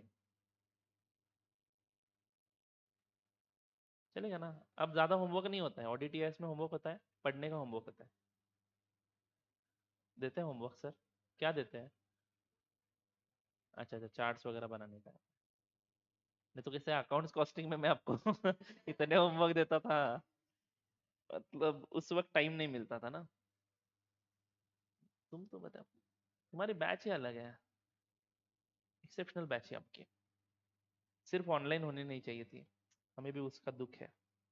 ऑनलाइन में बहुत सारे बच्चों का टच चला गया, चला जाता है, और कुछ बच्चों को मतलब ऐसा एलर्जी होता है, वो खुद से कांटेक्ट नहीं करते हैं। तो हम कितनी बार फोन करें, एक बार करेंगे, दो बार करेंगे, तीसरी बार हम क्यों करें? बराबर है कि नहीं? नहीं ऐसा नहीं है, I am not here because I am a chartered accountant, I am here because I am your teacher. ऐसा कुछ ईगो रिलेटेड इशू नहीं है, बट दो बार हमने कांटेक्ट करने के बाद इट इज एक्सपेक्टेड कि third time you should come. अब आप लोग तो टच में हो ना पहले से, ऐसी कुछ बात नहीं है, तो स्टूडेंट को भी टच में रहना चाहिए। अदरवाइज हमें क्या लगता है कि हाँ ठीक है, इसको अभी पढ़ाई नहीं करने का है, तो हम कितना पीछे लगेंगे। चलो आगे बढ़ता हूँ। अरे ऐसा मतलब होता है, क्या होता है, वो कनेक्शन टूट जाता है, मतलब बैच के समय सब लोग कनेक्टेड होते हैं, लेकिन बैच एक बार खत्म हो जाए उसके बाद धीरे धीरे एक एक लोग बाहर निकलने होते हैं। चलो आगे बढ़ता हूँ। क्या करना है, पर्टिकुलर, सॉरी डेट, डेट की जगह मैं सीरियल नंबर लिख देता हूँ, चलेगा ना? क्योंकि वैसे भी डेट एक ही आएगा हर एंट्री को। Serial number, particulars, L F, debit, credit.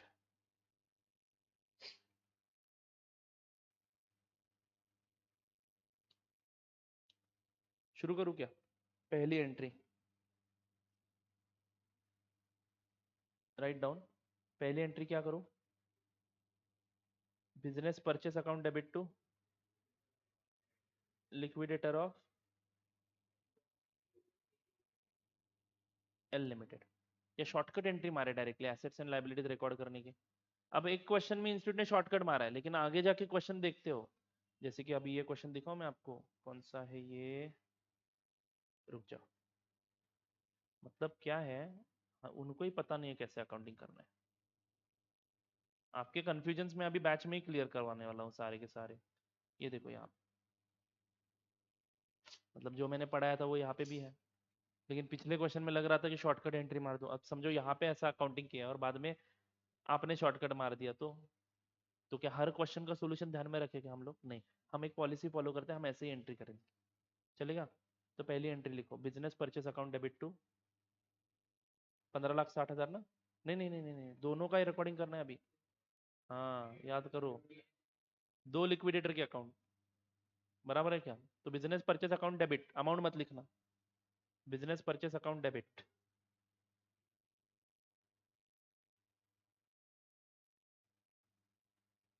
ये अमाउंट बाद में लिखता हूँ मैं, टू लिक्विडेटर ऑफ एल, पर के है क्या पहली?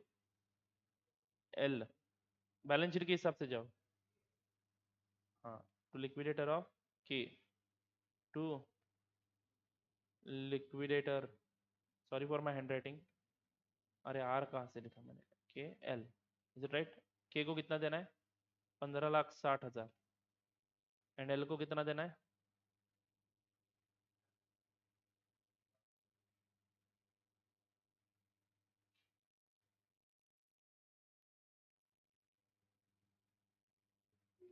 7,90,000, वेरी गुड, हाँ, 7,90,000।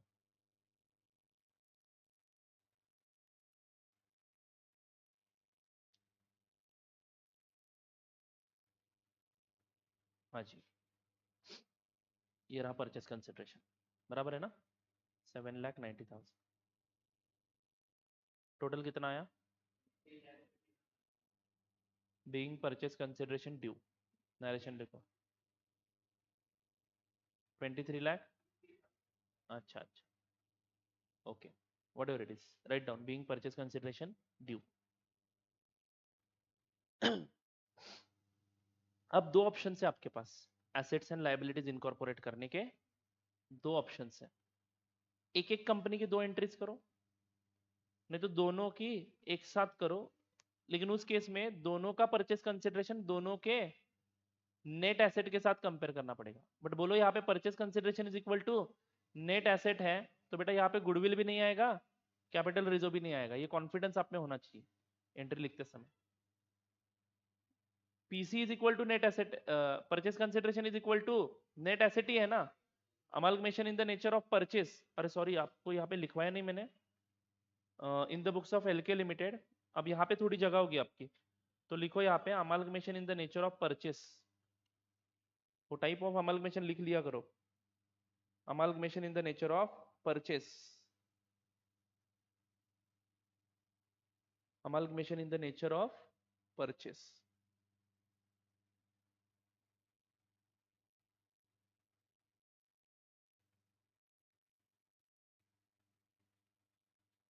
हाँ जी, समझे क्या बच्चों सब?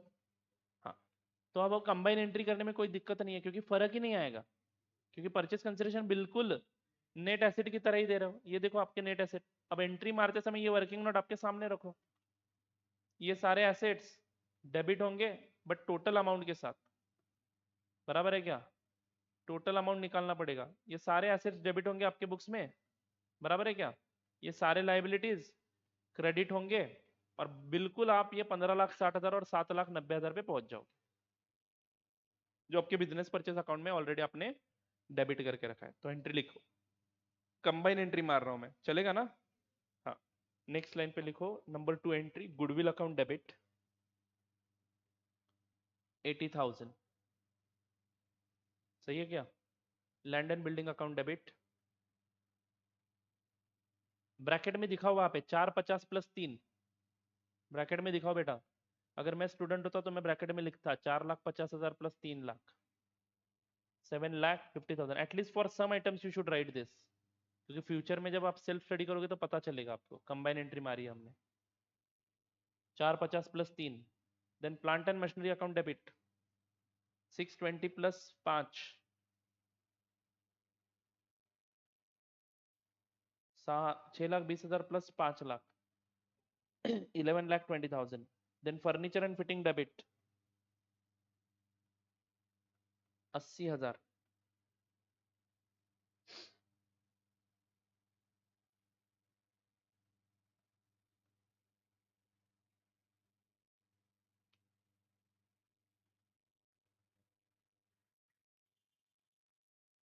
Trade receivables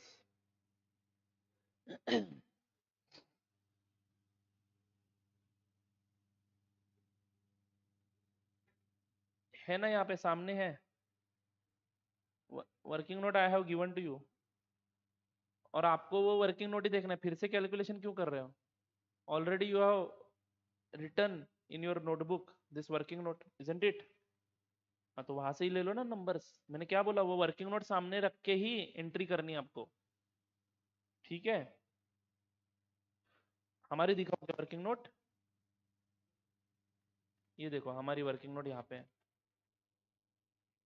then inventory account debit 220,500, समझ में आएगा बच्चों? यहाँ पे इनकॉर्पोरेट करते समय हम लोग एसेट्स एंड लायबिलिटीज की वैल्यू कम कर रहे हैं, इसलिए परचेस मेथड है। परचेस कंसिडरेशन कैश में दे रहे हो, इसलिए परचेस मेथड है।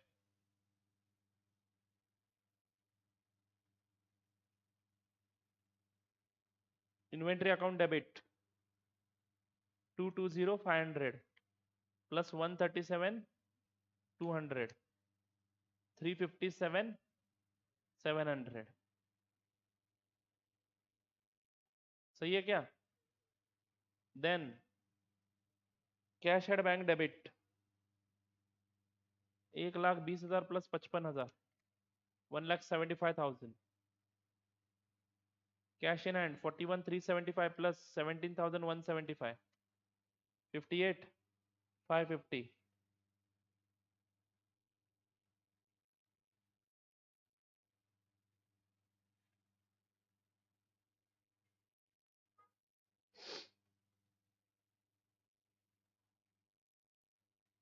आगे बढ़ू, देन लायबिलिटीज रिकॉर्ड करो। एक लाइन ब्लैंक छोड़ने की जरूरत है क्या? नहीं है, confidence.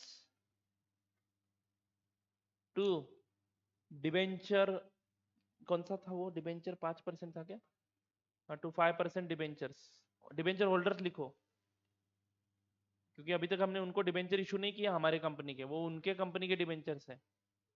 Are you getting it? इनको हम हमारे कंपनी के डिबेंचर इशू करने वाले हैं, तो 5% डिबेंचर्स मत लिखना, 5% डिबेंचर होल्डर लिखना। क्या दिखाऊं मैं? Amount 2 lakh plus 0 2 lakh. To trade payables 3,10,000। To secured loans 2 lakh.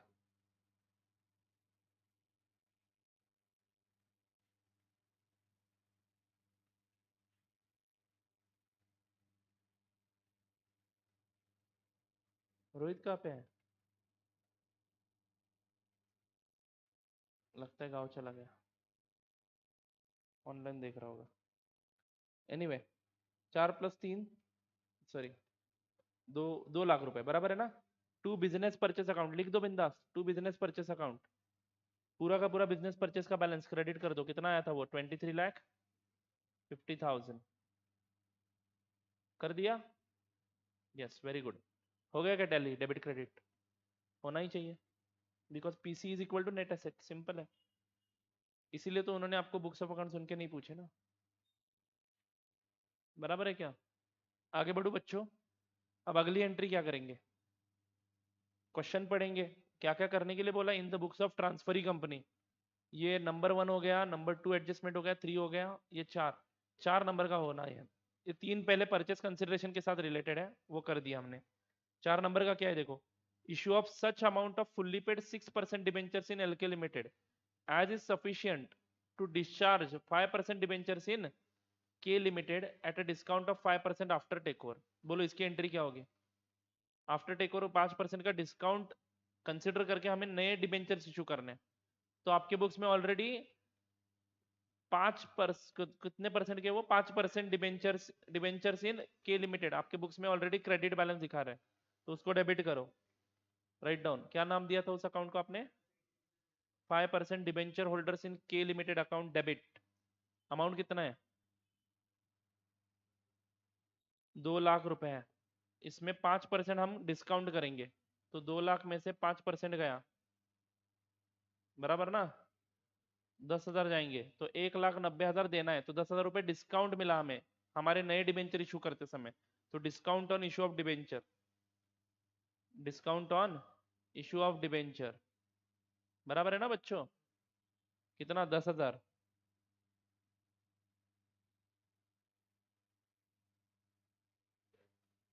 नहीं नहीं नहीं नहीं नहीं नहीं नहीं, 2 लाख रुपए डेबिट किया आपने टू, एक मिनट, 2 लाख अभी डेबिट किया ना आपने, पहले क्रेडिट किया था। अभी आप क्या करोगे, एक मिनट,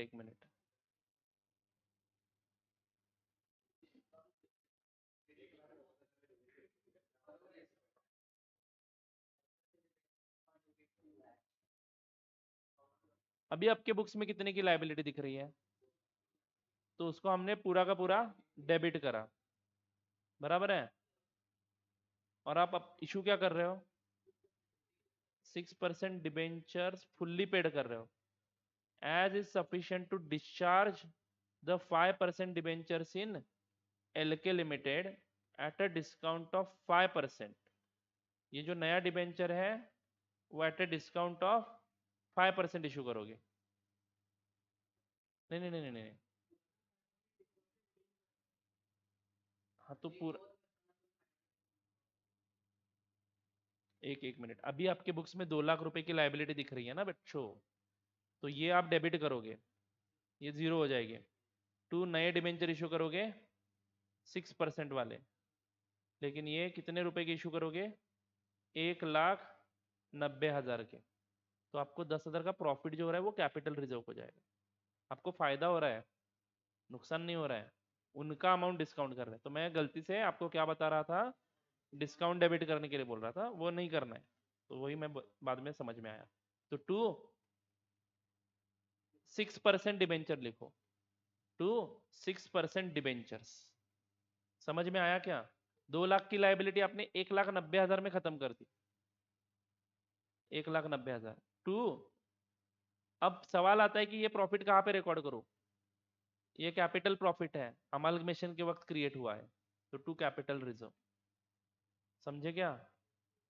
हाँ, to capital reserve, this is the capital profit. मैं गलती से, मेरे दिमाग में चल रहा था कि हमने डिस्काउंट पे इशू किया है, तो बाद में समझ में आया कि हाँ कुछ गलत हो रहा है। चलो आगे बढ़ो क्या? नेक्स्ट। अभी सभी को सेटिस्फाइड है ना, मतलब अभी एंट्री बराबर है ना? किसी को कुछ डाउट? चलो आगे बढ़ते हैं। अब क्या करना है? ये तो हो गया, यानी कि बैलेंस शीट बनाते समय सी कैपिटल रिजर्व दिखना चाहिए आपके बुक्स में।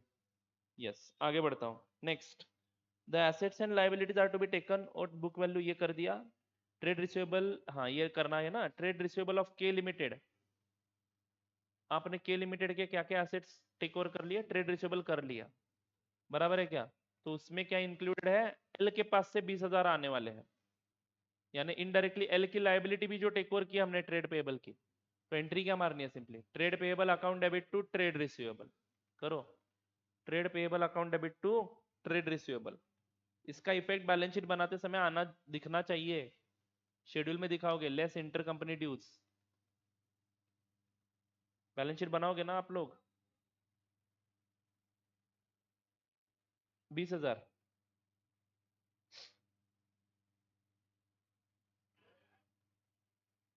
चलो अब ये पॉइंट नंबर सी जो है, इसकी एंट्री आप लोग बताओगे मुझे।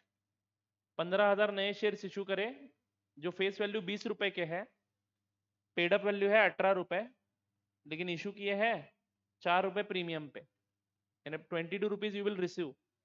तो बैंक अकाउंट डेबिट, ब्रैकेट में मैं स्टूडेंट होता तो लिखता, लिखो लिखो लिखो, बैंक अकाउंट डेबिट, ब्रैकेट में लिखता मैं 15,000 शेयर इंटू 22, बराबर है ना?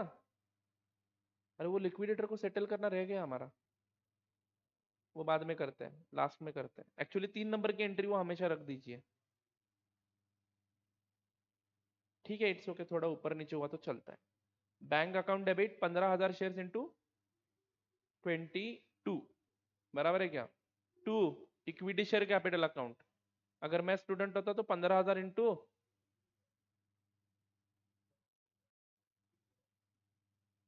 इक्विटी शेयर कैपिटल ही, डायरेक्ट शेयर कैपिटल ही दे दिया ना, बाद में फिर से कैपिटल को भेजना ही पड़ेगा राज, न्यू इशू है। टू इक्विटी शेयर कैपिटल, क्या बोल रहे हो राज, समझ में आया क्या? चलता है अभी। टू इक्विटी शेयर कैपिटल कितना? 2,70,000, to securities premium 15,000 share into 4, 18 रुपए किया ना बच्चों अपने, 15,000 इंटू 18 ना। हाँ 15,000 इंटू 18 कितना आता है वो, 2,70,000 आएगा to equity share capital, and 15,000 share into 4 रुपए टू सिक्योरिटीज प्रीमियम 60,000। समझे? Being equity shares issued for cash.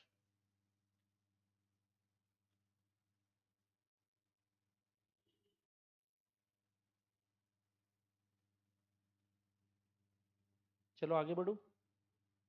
Next क्या है? लिक्विडेटर को सेटल कर दो। लिक्विडेटर दोनों अलग अलग एंट्री करोगे या सेम कंबाइन कर देते हो? दोनों को डेबिट करोगे तो liquidator of L limited debit, liquidator of K limited account debit, amount जो कुछ भी है वो लिख दो, ऊपर के एंट्री में क्रेडिट हुए थे 15,60,000 और 7,90,000, इन दोनों को डेबिट कर दिया। डिक्टेट करूंगा तो चलेगा ना या लिखना पड़ेगा? नहीं ना। Liquidator of K limited account debit 15,60,000, liquidator of L limited account debit 7,90,000 to equity share capital account. चलो आप बताओ, to equity share capital account, ये वर्किंग नोट आपके सामने रखोगे तो आपको थोड़ी मदद होगी, कहाँ से चीजें पिक करनी है वो भी नॉलेज होना चाहिए। तो ये देखो यहाँ पे इक्विटी शेयर हमने टोटल इतने इशू किए हैं, तो आप लिखो, अगर मैं स्टूडेंट होता तो ब्रैकेट में लिखता नीचे, उस लाइन के नीचे, to equity share capital account के नीचे अगले लाइन पे चिंगूसी मत करो, 48,000 प्लस 18,000, ये टोटल 66,000 शेयर इशू किए और 18 रुपए का शेयर है आपका, 4 रुपए का सिक्योरिटीज प्रीमियम है। इंपॉर्टेंट था कि नहीं ये भी जर्नल एंट्री? हाँ तो इसीलिए मैंने अकाउंट बनाने के लिए बोला। तो 11,88,000 ये आपका कैपिटल क्रेडिट होगा। क्या मैं सही बोल रहा हूँ? इक्विटी कैपिटल आपका इतने से क्रेडिट होगा, 18 रुपए से मल्टीप्लाई करना है, 48,000 प्लस 18,000 इंटू 18 रुपए, 11,88,000 to preference share capital account. कितने परसेंट प्रेफरेंस शेयर इशू किया आपने? सिक्योरिटीज प्रीमियम एक साथ रिकॉर्ड करेंगे दोनों का मिला के, ठीक है? सिक्योरिटीज प्रीमियम एक साथ रिकॉर्ड करेंगे इक्विटी प्लस प्रेफरेंस का मिला के, शॉर्टकट मारना ना आपको, तो सभी कर दो, दो दो बार सिक्योरिटीज प्रीमियम क्रेडिट करोगे क्या? इक्विटी के लिए एक बार, प्रेफरेंस के लिए एक बार। समझ में आया ना मैं क्या बोल रहा हूँ? प्रीमियम राहिला नाही अजून ओंकार? हाँ असं कसं राहील? हाँ तो बोलो ना, प्रेफरेंस शेयर कैपिटल 35,000, मैं स्टूडेंट होता तो लिखता 35,000 शेयर्स, 20,000 प्लस 15,000 लिखता मैं, 20,000 प्लस 15,000 इंटू 18 रुपए, ये भी 18 से ही है ना, तो 6,30,000। अगले लाइन पे to securities premium account, to securities premium account.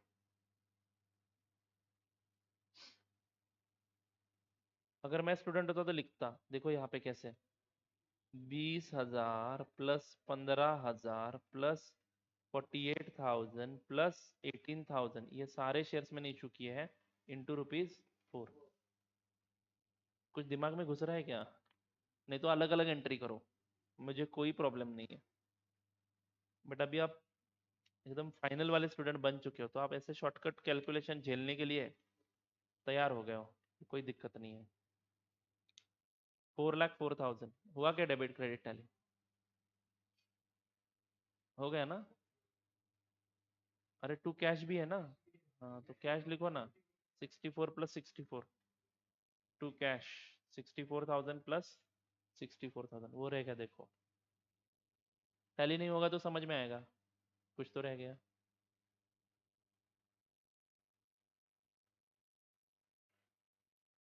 being purchase consideration settled,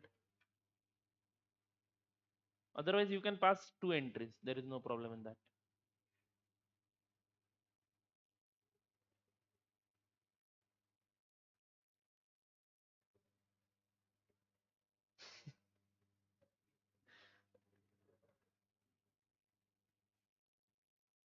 आज का प्रोसेसिंग टाइम खत्म हो गया अभी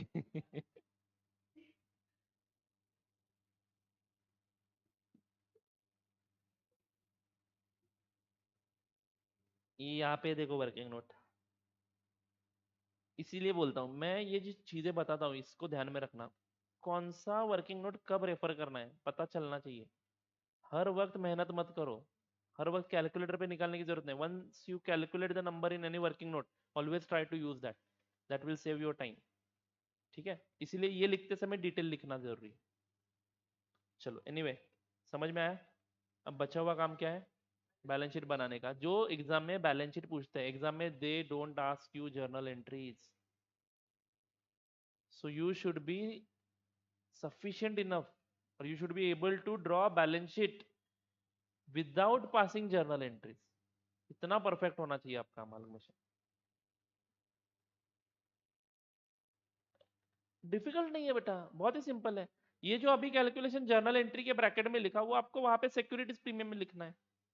तो सिक्योरिटीज प्रीमियम टोटल में क्रेडिट कितना होगा, दिस नंबर इंटू 4। ये किया है ना मैंने यहाँ पे। तो उसी वक्त वहां पे कैलकुलेटर पे करके आप कर सकते हो, लेकिन उसके लिए प्रैक्टिस चाहिए। प्रैक्टिस के लिए पहले कंसेप्ट बिल्ड अपना एकदम स्ट्रांग होना चाहिए, जो जर्नल एंट्री लिख के होगा। तो शुरुआत में लिखेंगे, सेकेंड टाइम प्रैक्टिस करते समय जर्नल एंट्रीज को स्किप करके डायरेक्टली बैलेंस शीट बनाने का प्रयास करो। फिर पता चलेगा कि क्या रह गया, क्या सही करेक्ट है। नहीं तो अगर आप जर्नल लिख के टाइम में बैलेंस शीट बना सकते हो तो गो फॉर दैट। तो ये पूरा का पूरा कॉल आपको लेना है, और उसके लिए प्रैक्टिस करना जरूरी है। Do get it. हाँ, उन्होंने जर्नल पूछा फिर बैलेंस शीट पूछा तो क्वेश्चन का वेटेज भी बढ़ जाएगा। लेकिन सिर्फ बैलेंस शीट पूछा तो मार्क्स है उतने के उतने, लेकिन आप सब नोट्स दे रहे हो। तो उस केस में journal note, journal working note में लिख के शॉर्टकट में लिख लिया करो सब। फटाफट फटाफट लिखेंगे, पूरा नहीं लिखेंगे। टू लिक्विडेटर की जगह लिक्विड, लिक्वी of Q, whatever it is, क्योंकि that will be a working note then. समझ में आ रहा है क्या। हाँ, तो ये भी कर सकते हो, कोई दिक्कत नहीं है। तो मोस्ट ऑफ द टाइम्स हम लोग ऑब्जर्व करेंगे अभी आगे के क्वेश्चन में कि उन्होंने क्या पूछा है, और इंस्टीट्यूट उस क्वेश्चन को सॉल्व करते समय क्या क्या एक्सपेक्ट कर रही है आंसर में, कौन से वर्किंग नोट चाहिए। जैसे कि अभी यहाँ पे उन्होंने सिर्फ पूछा है accounting in the books of transferor company, लेकिन पीसी निकालना मैंडेटरी है, तो वो तो करना ही पड़ेगा। आप किसके भी बुक्स में अकाउंटिंग करो, पीसी के हिसाब से ही अकाउंटिंग होगी। ठीक है, और चीजों को थोड़ा सा ऑब्जर्व करना सीख लो। अभी जो लॉस आया ट्रांसफरर कंपनी के बुक्स में रियलाइजेशन अकाउंट में, वो मैंने आपको बताया था क्या, कि it should be a loss between वो trade receivable and inventory plus 40,000 preference share holder का भी उसमें ऐड हो गया। जो extra payment preference share holder को हुआ, उसको इक्विटी के अकाउंट में से काट दिया हमने। तो ये अंडरस्टैंडिंग आपका धीरे धीरे डेवलप होगा, ये घर में बैठ के ये चीजों के बारे में सोचना है। ओके। हाँ, लेकिन ज्यादा सोचना भी अच्छा नहीं होता है। एग्जाम के पॉइंट ऑफ व्यू से भी पढ़ाई करना बेहतर रहेगा आपको। तो जितना हो सके उतना सोच लो, अदरवाइज लीव इट। आपको समझ में आया, दैट इज इनफ। ओके, तो आज के लिए बस इतना ही, मिलते हैं। रोज एक एक क्वेश्चन ही हो रहा जा रहा है, होने दो, कोई दिक्कत नहीं है। हम लोग थोड़ा सा पेस ले लेंगे क्योंकि हम एक्स्ट्रा वर्क कर रहे हैं। अब यही क्वेश्चन आगे इन the books of transfer he company पूछा जाए तो मेरे को पढ़ाना नहीं पड़ेगा। समझ में आ रहा है। चलो, have a good day, enjoy.